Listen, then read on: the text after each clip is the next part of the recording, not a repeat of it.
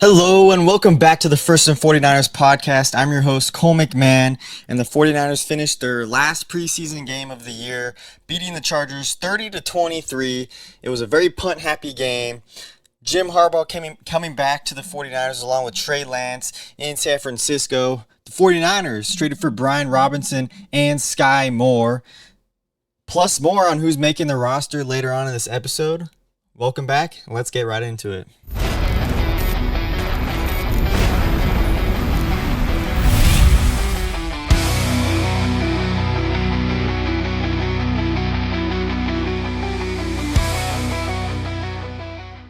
So probably one of the biggest storylines going into the 49ers final preseason game was the return of Jim Harbaugh and Trey Lance coming back to San Francisco, back in Levi's Stadium. And, it was just all over the place. As a 49ers fan, Jim Harbaugh, arguably my favorite head coach that I've seen in my lifetime, 22 years of my lifetime. And that was just funny, the whole debate about that going into this week about who's the better coach. Who'd you rather have, Jim Harbaugh, Kyle Shanahan? I didn't really give my take on it because, they've both done good things in their career, especially as 49ers head coaches. Shanahan taking us to two Super Bowls, multiple NFC championship games, and Jim Harbaugh doing the same, taking the Niners to one Super Bowl and a couple NFC championship games as well, both times ending in obviously in despair, into sadness, and in loss, but both just completely, almost, I feel like, complete polar opposite of coaches. Jim Harbaugh is that big rah kind of guy, coach that you get fired up for, and he fires you up back. I mean, I just love remembering seeing back in the day Alex Smith and Jim Harbaugh, pushing him on the shoulder pads, getting them ready to go, doing the same thing with Kaepernick, and it was just great to see that back in the day. Who's got it better than us? Me and my dad still play that song every time we drive up to the 49ers games, because that's just the 49ers anthem, and I feel like it just always will be, even though that era of the 49ers is gone. I don't know, do you guys ever listen to that video ever again? Listen to that music, that song by Bailey, and I highly recommend as well. It was probably one of the greatest. I've probably watched it millions of times by now. Just the music video of that "Who's Got It Better Than Us" song by Bailey. I recommend, if you haven't ever seen it before, go watch it on YouTube. Just type in "Who's Got It Better Than Us" Bailey music video, and it should pop up. But anyway, we're getting sidetracked here. Yeah, I didn't really give my take anyway about the Harbaugh Shanahan debate. They both are good in their own ways, and I'm just gonna leave it at I think I'd prefer Harbaugh. I don't know, just because there's just not enough clarity, not enough. He didn't finish the job. I feel like there's so much more good years left with Jim Harbaugh. But obviously the whole thing with Jed York and Jim Harbaugh and the ownership hating each other and everything. But I'm happy that we have Kyle Shanahan, obviously. He's brought back winning football to the Bay Area again. So I'm just going to leave it at that. But anyway, Jim Harbaugh and Trey Lance back. And that's another thing too, though, is Harbaugh, now that he has Trey Lance on his roster, is he going to be able to bolster Trey Lance's career, to get him back on the right track? And Lance looked pretty good in the first two preseason games. Going into this preseason game, Lance did he played in 3 drives though, and these are his final stats in the game. Less to say, Trey Lance didn't impress. He kind of looked like the same old Trey Lance, just a little bit. I mean, he only had 3 drives in him this game. The 49ers defense, if you want to talk about that, looked really good on those drives that Lance was starting in. Lance was 5 for 8 with 38 yards passing. He, on his third drive, he actually got the 49ers offense, the Chargers offense, going a little bit, only to be cut short, and I think they kicked a field goal at the end of that one. But first drive, they went into a 3-and-out. So the 49ers defense was looking good. I mean, on both sides of the ball, it was a punt happy game, like I was saying. There's got to have been like at least 8 punts at the beginning of the game, which was kind of such a boring preseason game to start out. And then it finally started getting good in the second half. But Trey Lance didn't impress me, didn't look like he did anything spectacular, just looked almost like same old Trey Lance. Obviously, just in 3 drives. He played longer in the first 2 preseason games before then. But just running back to Jim Harbaugh a little bit, I was watching some of his pressers after the game and everything, and I think the 49ers reporters and everything were in there as well, asking him questions like, hey, you remember just like your time with the 49ers and like the last time you're the 49ers. It was just cool to see him to reminisce about his days with the 49ers. And it was a cool little quote that he had saying that there's been multiple top 10 moments of his life that happened while he was the head coach of the 49ers. And I think he notably talked about obviously Navarro Bowman, the pick at the stick, which is one of the craziest plays in 49ers history. I know I was jumping up and down and screaming screaming out my lungs and everything out for that play. But then also just like the last game he ever coached for the 49ers, and he still said he still got the game ball. It was against the Cardinals in 2014 at Levi Stadium. But yeah, Jim Harbaugh, it was cool to see him again. It was cool, just a little storyline, nothing crazy ever happened, obviously. But yeah, just being able to see Jim Harbaugh and seeing him, watching him reminisce about his time with the 49ers was really cool. But other than that, I mean, we got to see Navarro Bowman out there. He was signing some autographs as well for 49ers fans, getting him and Patrick Willis out there as well to meeting up again. It was cool. Just a cool little tribute almost in a way for 49ers fans who went to that game.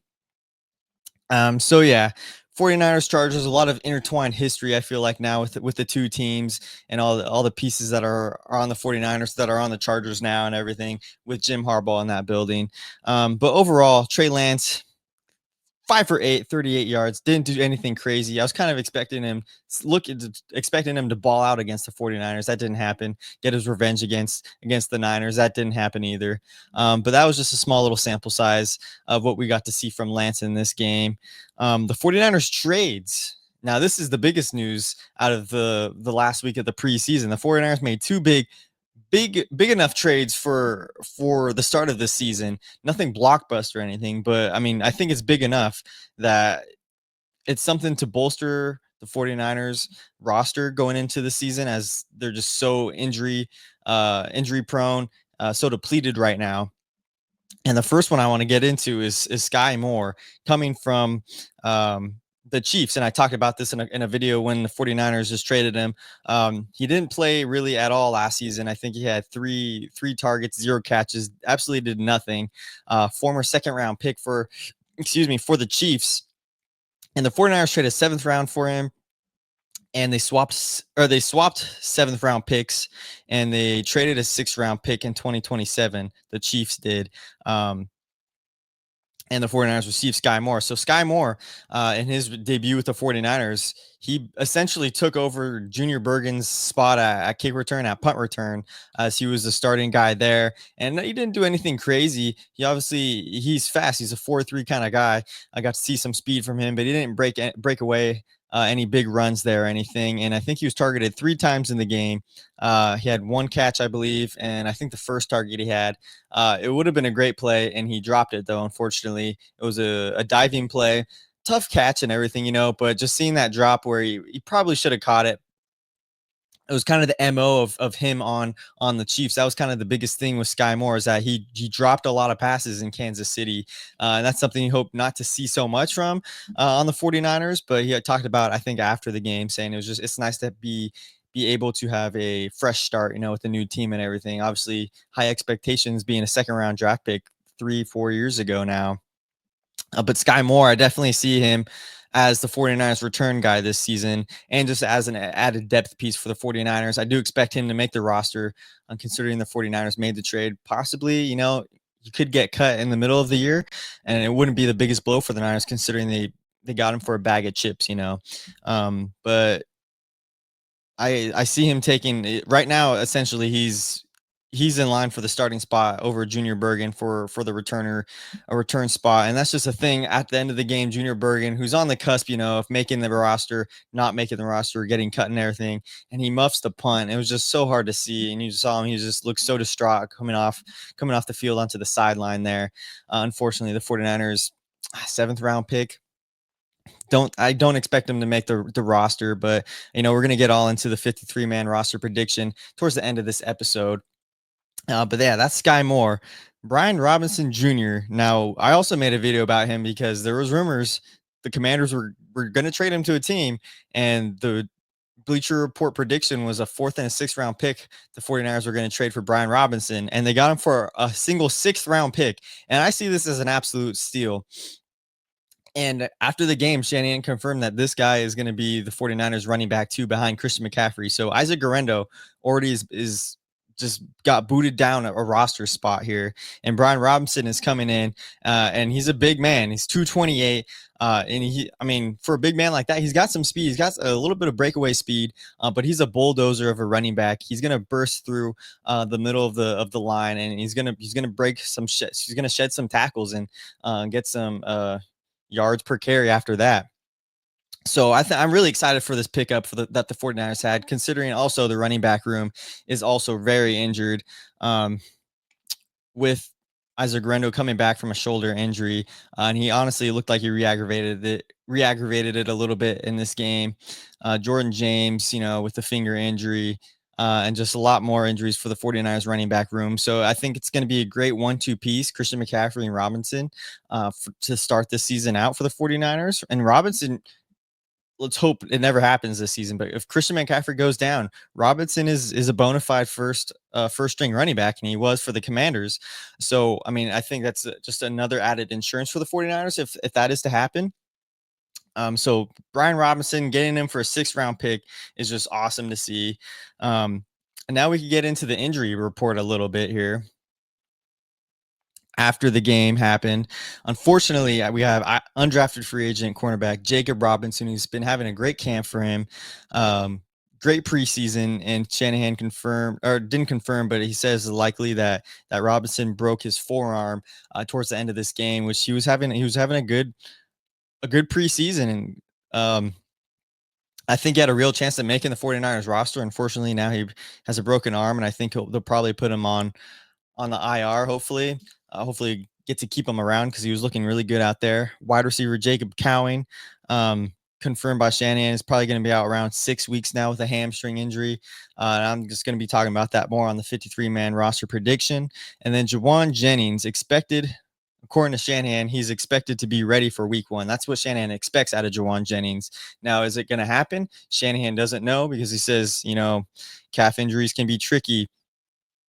And Tim Kawakami just came out with an article today, this Sunday, before the Tuesday 53-man cut down, that potentially the Niners could put Jennings on the IR to start the season.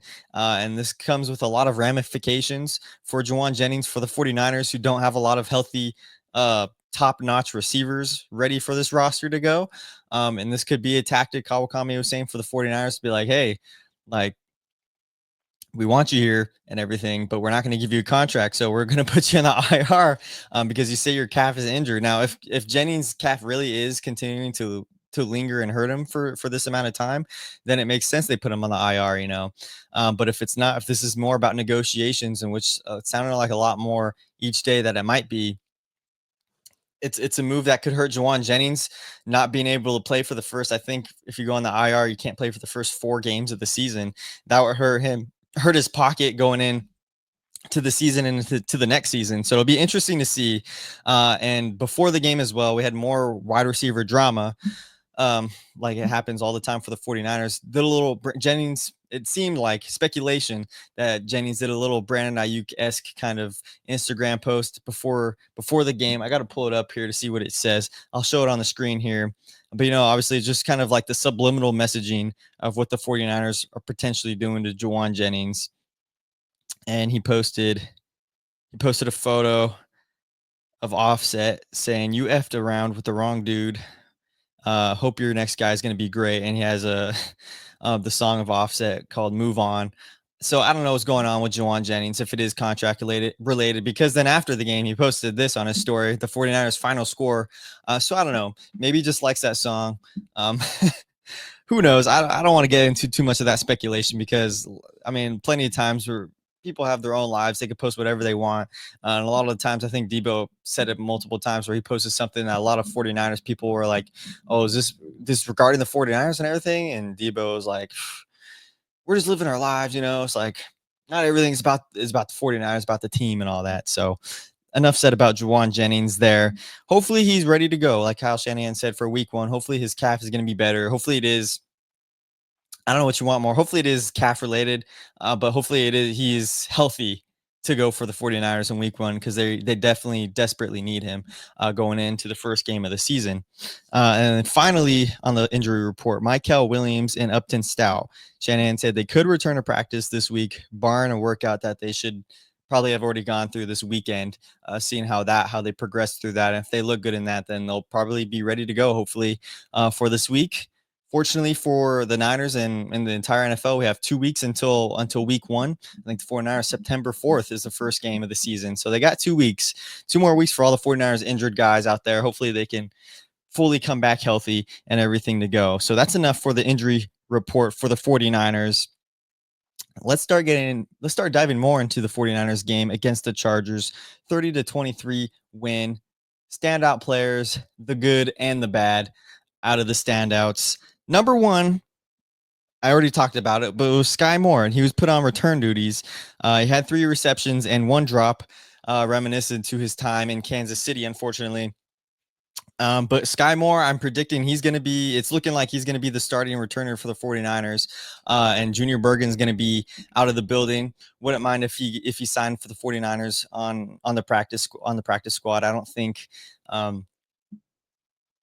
any team would be trying to scoop him up. So if the 49ers could get him on the practice squad, it would be great to see.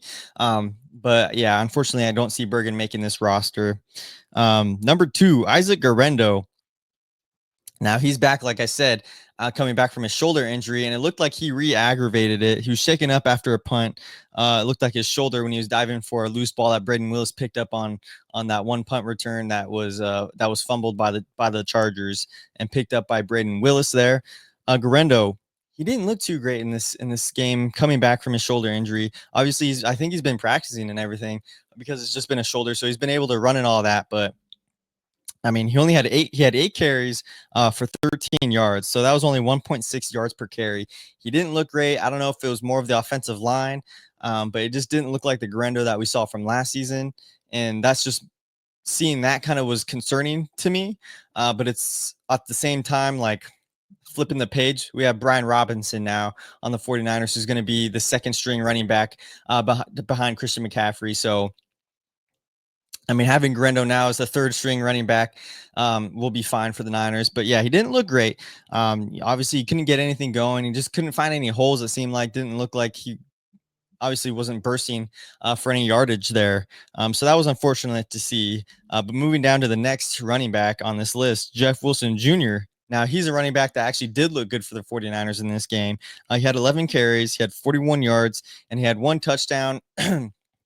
In the red zone that looked reminiscent to Jeff Wilson Jr. from 2019. And he was averaging 3.7 yards per carry. And if he can make the roster, I'd be happy with that. I don't know if he is or not. I'm predicting him not to. I'm just giving away all my 53-man roster spots right now, but I don't unfortunately see him making the roster to start out unless the 49ers go with potentially a 5-man running back depth chart. 6 if you count Juice, that just seems like too big of a running back room. But I'm going to get into that later. But Jeff Wilson, yeah, he looked good. He looked like he was last week against the Raiders. Explosive, finding holes, big body guy, breaking some tackles out there. So Jeff Wilson, good job there against the Chargers. And number 4, Tanner Mordecai, him and Carter Bradley. I kept messing up Tanner Mordecai was out there for 2 drives, and all of a sudden Carter Bradley was out there. So I saw the 4s on the field, and I kept getting mixed up. I was like, wow, Tanner Mordecai's looking good, which he was. But then all of a sudden it was Carter Bradley at the same time. I'm like, oh, what's going on here? But anyway, Tanner Mordecai, if the 49ers were to keep 3 quarterbacks on this roster, I think he would be the quarterback over Carter Bradley. I think he's looked a lot better than him, especially this game. Obviously, the 49ers started out slow. I think Mordecai started the game. Mac Jones was out for this game with I think a knee sprain, Shanahan said. But I think Tanner Mordecai, or actually, yeah. Was it Carter Bradley that started or Tanner Mordecai? Anyway, Tanner Mordecai, the second half of the game was looking great for the 49ers. He was 10 for 13, 103 yards, 1 touchdown, which was just an absolute dot to DeMarcus Robinson at the front right pylon for a touchdown. So Tanner Mordecai, he obviously knows the system. He's been looking good the past 2 games. Obviously, it was a shaky start for them, for him in the first preseason game. But if you were to stick with a third guy, Tanner Mordecai, I think would be your guy for depth for the quarterback position for the Niners. And his one highlight, or his biggest highlight of the game, was that touchdown to Demarcus Robinson. And just another note, Demarcus Robinson has looked absolutely awesome for the 49ers this preseason. And it's just hopefully it doesn't hurt them too much when he's going to be suspended for the first 3 games as well. And then number 5, Junior Burgeon. And I already said it already. He had the muff punt towards the end of the game, and it's just the final blow, I feel like, to his 49er short-lived career, trying to make a final roster spot, and that was just can't happen. If any way of fighting for the roster spot, just the muff punt is just not going to do it for you. And unfortunately, that's one of the bad standouts of the game.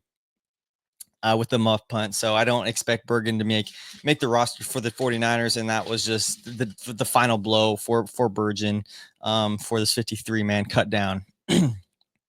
Now, number 6, Chaz Surratt, linebacker. He was going crazy. I feel like once per game, one player per game that just stands out for the 49ers defense. Last week, it was Chase Lucas. This week, Chaz Surratt, he was all over the field, had 11 tackles, 6 solo tackles. I'd love to see the 49ers potentially keep him on the roster. I think he'd make a great special team spot player for the 49ers. I'm not so positive I think this is one of our signings that we had right after, like when we were making all those special team signings. So he's shined in yesterday's game. So hopefully the 49ers potentially find a way to keep him on the roster. But Surratt, he looked great out there. He was flying all over the place, hitting hard, 11 tackles, 6 solo tackles. And then number 7, Nick Martin. And here's a guy, the linebacker the 49ers drafted this year, who's looked consistently better each game. He started out really bad in the first preseason game, stepped up against the Raiders. You can see how hard-hitting he is. He's a fun kid. I say that as I'm like the same age as him. He rocks some awesome like dog slippers, but he's a hard-hitting linebacker. He had 8 total tackles, 6 solo tackles out there. And he just progressively gets better each game he goes in. It looks like he's watching the film, he's understanding what he's getting wrong, and he makes the improvements, he makes the adjustments the next game. So that's just huge to see for Nick Martin for the 49ers as the regular season comes into fruition, having 1, 2, 3 linebackers with Fred Warner, D Winters, and then Nick Martin behind them. I mean, if Nick Martin can continue to progress like he has each week, and doing that in the regular season, I think we have our next Fred Warner, Dre Greenlaw, and Azeez Al-Shaair situation in San Francisco. And that's just one of the biggest things I love about San Francisco is that they continuously have great linebackers. And we've had that since the Shanahan era has come into this building. Nick Martin standing out. Love to see it. He's hitting hard. He's everywhere on the field, and you can hear it every single time he makes a tackle. The sound comes on the TV, and I just absolutely love it. I'm excited to see him in the regular season as we get into it. Number 8, who also had a pretty decent game against the Raiders last week, but his name was I saw his jersey in the backfield multiple times, and that was I think he's outside linebacker Trevis Gibson. He only had two total tackles, 1 solo one, but he was doing some damage out there against the Chargers, and I think he delivered a massive hit on the 49ers, the Chargers quarterback, I think 3rd stringer. At the end of the game, I'm not even going to try to pronounce the Chargers quarterback's last name. It's some Hawaiian name, which is really cool. It's like Ugalele. I just tried to pronounce it right now. I think that's what it was, but he was looking pretty good. I don't think he's going to make the 49ers initial 53-man roster, but it's just something to note that he was blitzing off the line, coming off the edge multiple times, and he was trying to get. I think he had 1 quarterback pressure, but he was making some disruptions out there for the Chargers offense, and it was just good to see from him. And then number 9. This is our last 2 right here. Curtis Robinson, and this is a great story. His pick 6 in the 4th quarter, one of the final plays to seal the game, almost to put the 49ers on top of this game.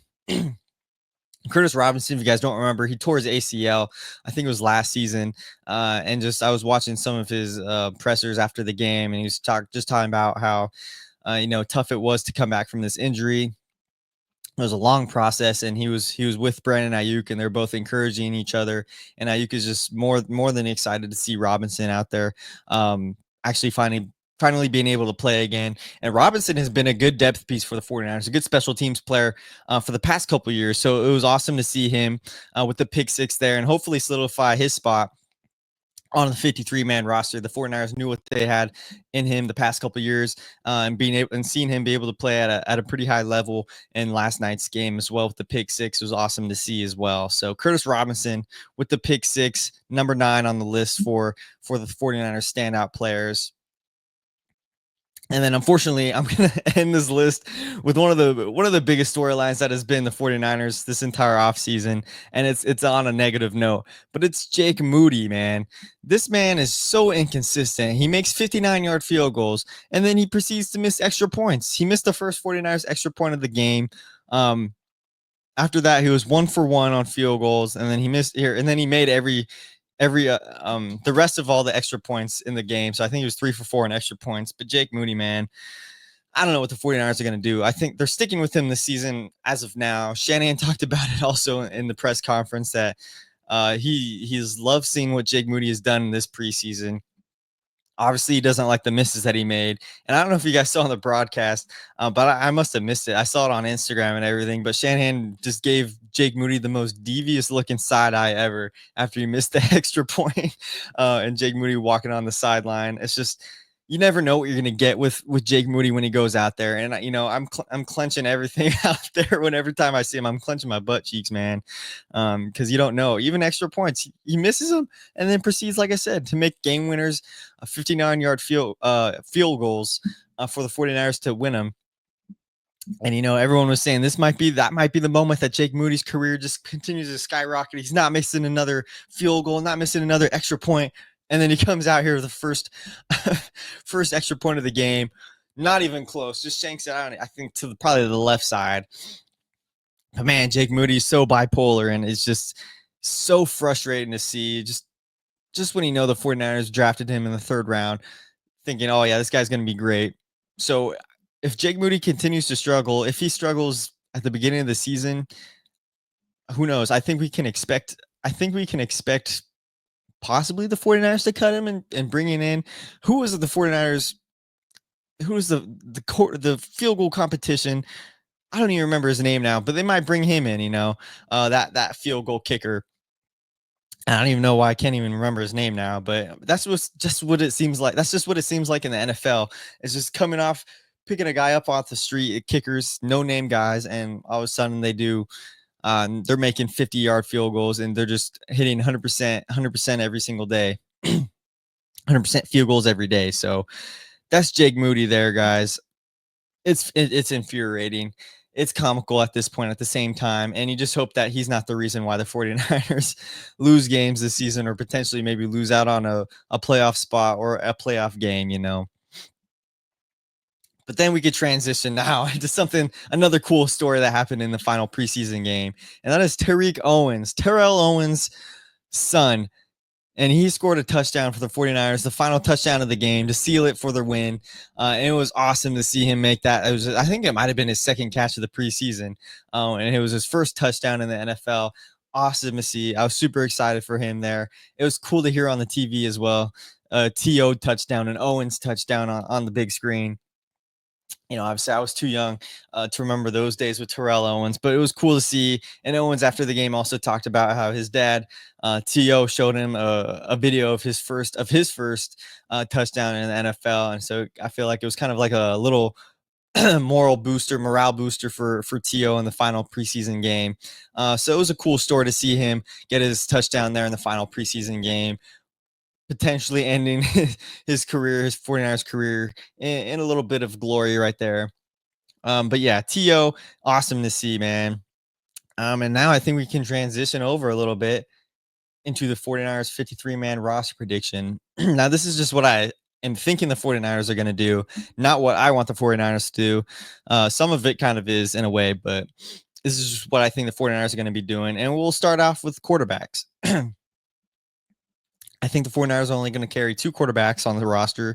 Going to be Brock Purdy, Mac Jones. Obviously kind of a given, but I don't see the 49ers carrying 3 quarterbacks on the roster. It's not like last year having Brandon Allen and Josh Dobbs on the roster. Mac Jones is a good is a good backup quarterback for the 49ers, and I expect them to be happy with what they got and stick with them there. Running backs for the Niners, I got them keeping Christian McCaffrey on the roster, Brian Robinson Jr., Isaac Guerrero as the third stringer, and bringing in Jordan James when he comes back from his finger injury. And I think they're only going to keep 4 running backs on this roster. Some people I've seen, I think Matt Mayoko had them. Actually, Mayoko had 5 running backs, but he counted Juice as a running back. So obviously, we put Juice in there in the running back. So a five-man running back room. I don't see Jeff Wilson Jr. making this roster. And I just see the 49ers keeping Jordan James on the roster because they invested a 5th-round pick in him. Obviously, I haven't gotten to see much of what he could do, but I do expect him to be back week 1 and could potentially be a guy that, continue to work up and coach up and everything. So 49ers wide receivers, and this is probably the hottest topic for the 53-man roster. I've got Jawan Jennings, Ricky Pearsall, Skyy Moore, Robbie Chosen, which is I've seen a lot of people.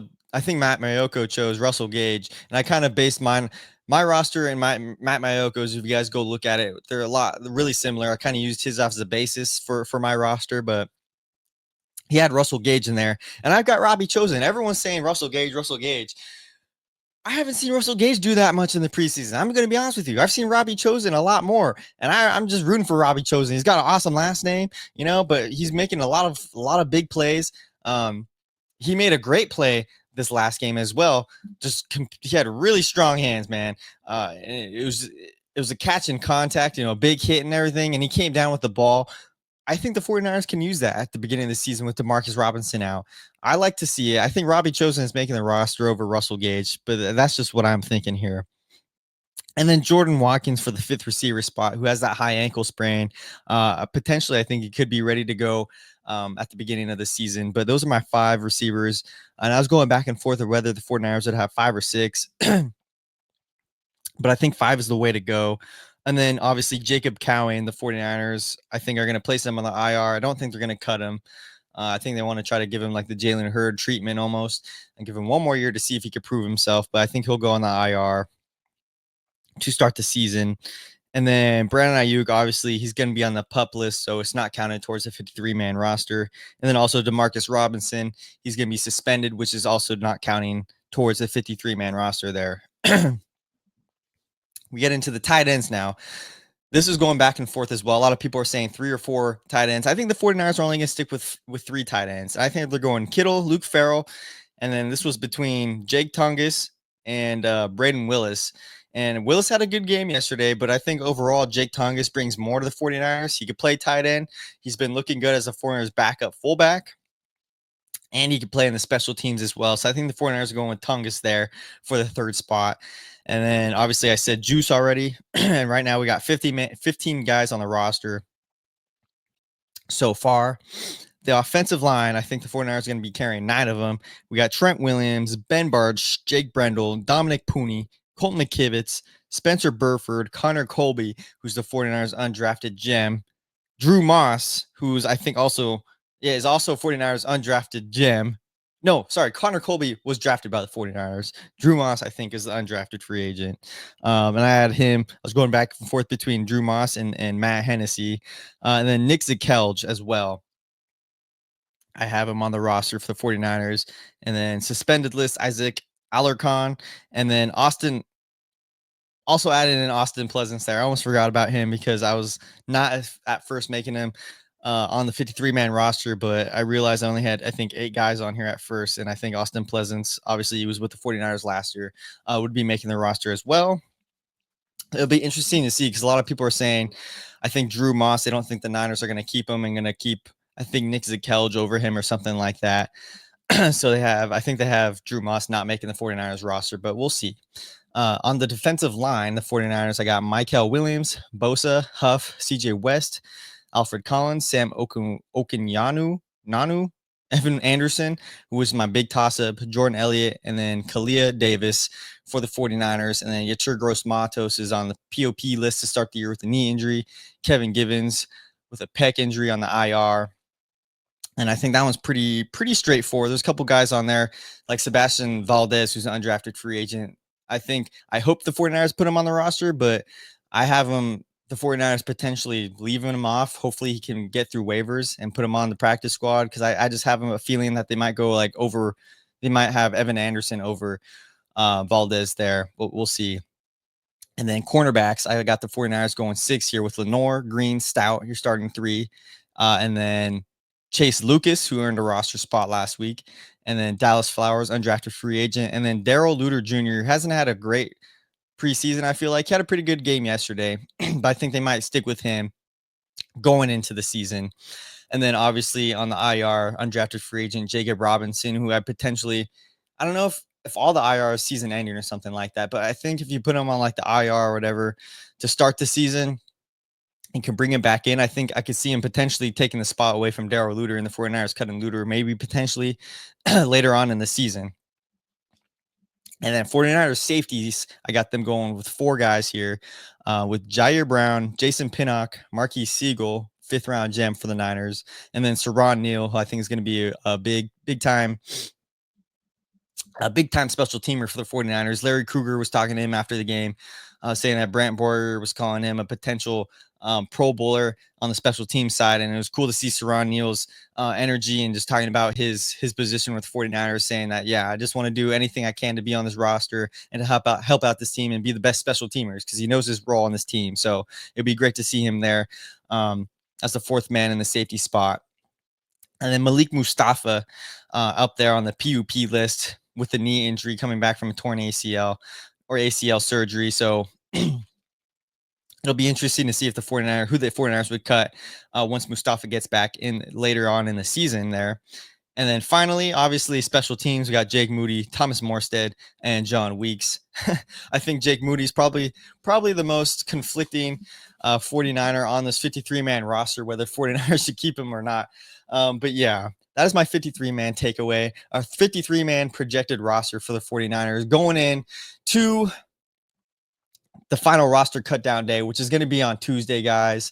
Let me know your guys' thoughts on your 53-man predictions.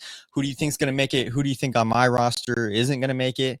Was there any crazy ones that I had on there? I thought mine was pretty straightforward. Nothing too crazy on there, whatnot. But yeah, that is my 53-man roster prediction. Be sure to follow First and 49ers on Instagram for all the updates, probably all day long tomorrow coming up, for all the cuts going to be made.